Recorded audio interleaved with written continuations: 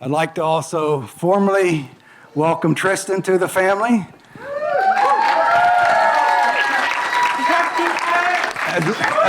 As well as his mother and father, Ron and Lori. It's been really wonderful getting to know the entire Tedford family over the past couple years. A few of you may know that Tristan likes golf. Hell, I think all of you know that Tristan likes golf. And Emily's picked up the sport too, and she's done quite well with it. So I thought that, marriage is a lot like playing a round of golf. And today could be considered as the first hole, the first tee, right? We're all excited. The weather's gorgeous. The fairway is wide open without obstacles. And Tristan and Emily, you two are going to step up believing you're going to hit the most perfect drive. Ha, ha, ha. Actually, you already did hit the perfect drive. You found each other. And in many ways, that's like sinking a hole in one. It's special, it's rare, and people talk about it for the rest of their lives. But as we move around the course, there'll be some difficult shots. There'll be some short chips, there'll be some long putts, and every once in a while, you're going to find yourself way out of bounds wondering how the heck we got here. There'll be sand traps along the way. Every marriage has them. The trick is not to avoid the bunker. The trick is helping each other out of the bunker. And you may wish that marriage had a do-over, a mulligan. It does. It's called apologies, forgiveness, and chance to do better with the next shot. So, when you find yourself way out of bounds, be respectful, be patient, laugh at the bad shots, celebrate the good ones. So, when you approach that 18th hole, many decades from now, my hope, our hope, is that you look back and you realize it's not about the scorecard. It's about walking every fairway, rain or shine, hand in hand with the one you love. Let me close with this. Emily and Tristan, may your future be bright, filled with laughter, joy, and God's guiding light. May your hearts stay strong. May your fairways be long. May you enjoy this sport, and may all of your putts be short. Congratulations. Long word from Dad. Let's hear it for the proud papa, Mr. Matt Bean, everybody.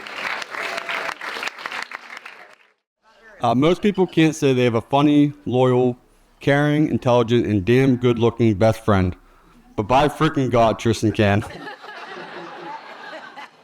Hello, everybody. My name is Derek, and I'm Tristan's best man. To those single ladies out there that don't know me, I'm 6'4", 225, pure muscle, and I've been told I'm a great dancer. So find me on the dance floor later. Now back to why we're all here tonight. Tristan and Emily Tedford. Give it up for the newlyweds.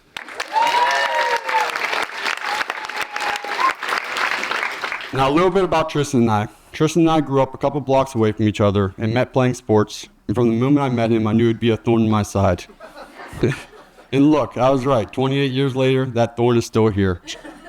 Now luckily over those years, that thorn has grown into a great man and a brother. And I wouldn't have it any other way. We bicker like family sometimes, but through it all, our friendship has only grown stronger. Tristan and I, we've been through every stage of life together. School, jobs, breakups, and way too many questionable decisions. Speaking of those questionable decisions, I was told to keep this speech PG, so I won't be sharing any right now. But if anyone wants to hear some, find me later and I'll be happy to share some unforgettable stories. But seriously, I'm so proud of the man you have become and the husband I knew you were going to be. I love you, brothers.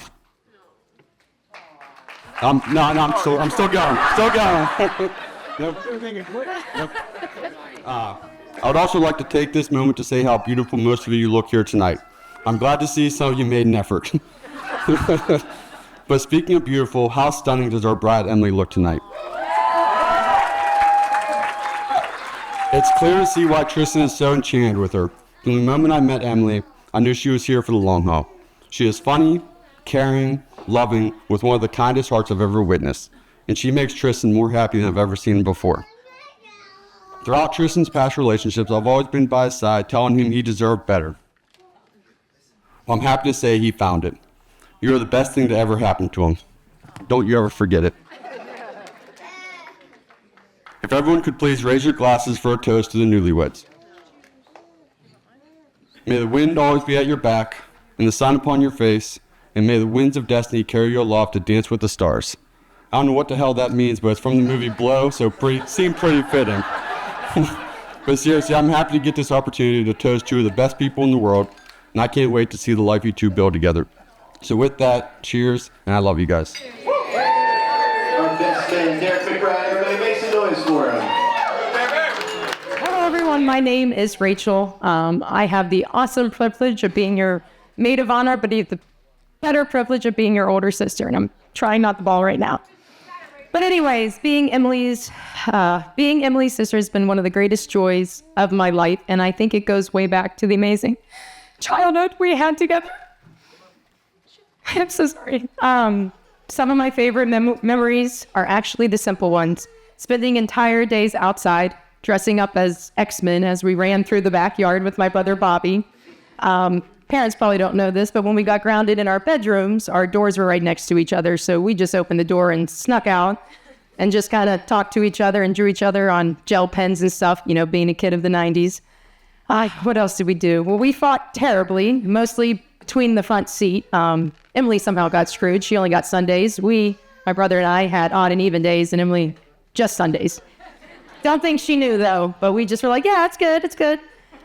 But looking back, it was some of the complete chaos, but also some of the best times from all of us giving you stitches somehow, from Bobby, me, and our dog Cooper at the time. I'm sorry, Toby gave you stitches, all the way back to everything that you loved, to falling asleep to Dean Martin. Dad would play it endlessly, hence the song. While the spotlight had to shine on Emily's bedroom so she could fall asleep, I had to close my door. But I think it all goes back, and the one thing that stands out the most is your passion and love for dance. Yes, I had to bring up dance. What started as a few dance classes turned in and became the passion that shaped so much of her life. Before long, dance recitals, competitions, costumes, and travel became a part of this family's routine. If Emily wasn't in school, she was dancing. As she got older, I earned the title of her designated chauffeur, driving her to practices, and I also had this privilege of spending many birthdays sitting in an auditorium for recitals that were endless, of hundreds of dances, and you were in maybe 6. But we cheered you on with our sunglasses and all. And Mom and Emily would also go and talk about the new show called Dance Moms, and she always loved talking about it and always worried about who was going to be on the top of the pyramid. And let me tell you, it was always Maddie. And if you know that show from that day, it was Maddie. But don't worry, to this day, our family jokes that we had an entire wall dedicated of Emily's dance photos that had to go up. And unfortunately, at one point, it looked like a shrine, and we'd always go, what happened to her? No, she's just dancing. Bobby and I were somewhere in the background, but we just laughed at it over and over again. But joking aside, through every stage of life, one thing that has never changed was your heart. Emily has always been someone who loved deeply and showed up for the people she cares about. Whether it was a late night sister talks or me calling to Ben about my crazy kids, who are crazy, as you can tell, she was always there, and she always showed up for me to listen, support, and guide me. She's loyal, compassionate, and one of the most dependable people I know. And sometimes I feel like you're the older sister, reaching and looking after me. As Emily got older and started dating, she often joked that she would never find anybody, that she would always be the crazy dog lady when she grew up. I said, don't worry, someone's out there. You will find someone. And then she found you, Tristan. Or as my daughter Aria used to call him, Trashy. She could not pronounce his name. She was little at the time, and we all went to the outlet mall. And if you ever want a good laugh, it's a toddler yelling to the new guy of the family, hey, Trashy, Trashy. I mean, it's just hysterical. I first met Tristan when Emily asked if she could bring him along to visit out when we lived in State College. Of course, I said yes. But that poor guy had quite the visit and introduction to our family. We love games, and one of the games we broke out was Cards Against Humanity. And if you know that card game, you kind of know how it can be. Well, my mom was there, and she wanted to play and had no clue what the game was. Well, Tristan looked a little nervous, and I'm pretty sure he was even more shocked at the words that came out of my mother's mouth, as my mom was as well, as we tried to navigate this game. And boy, her face just turned red, and we ended up with a lot of laughs. Meeting my dad wasn't as much calm. It happened at the same time we had to say goodbye to our beloved dog, Cooper. So it wasn't exactly the ideal first impression of our family, but he made through. And that's when I knew there was something different about him. When Emily worried that distance between Florida and Pittsburgh would never work with him, Tristan didn't walk away. Instead, he chose you, Emily. He sold his house, he moved hundreds of miles away, and together they built a life. But what I love most isn't the big gestures, it's the way Tristan looks at Emily. It's the way he supports her, the way they laugh together, and the way they generally enjoy being around each other.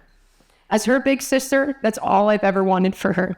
Emily, I have the privilege of watching you grow from a little girl dancing around the living room into the incredible woman you are standing before me today. You are kind, strong, thoughtful, and fiercely loving. I couldn't be prouder of you. And Tristan, thank you for loving my sister the way she deserves to be loved. Thank you for making her laugh, supporting her dreams, and being the partner she always hopes to find. People often say that home isn't a place, it's a person. And when I look at the two of you, I see that. I see two people who love and found their home in each other. So please raise your glass with me to Emily and Tristan. May your life together be filled with laughter during these easy times, strength during the difficult ones, and love that grows deeper with every passing year. Here's to a lifetime of happiness, adventure, and choosing each other every single day. I love you guys. Cheers. Beautiful words from Big Sis. Make some noise for our matron of honor, Rachel, everybody. And let's have one more round of applause for all those beautiful speeches.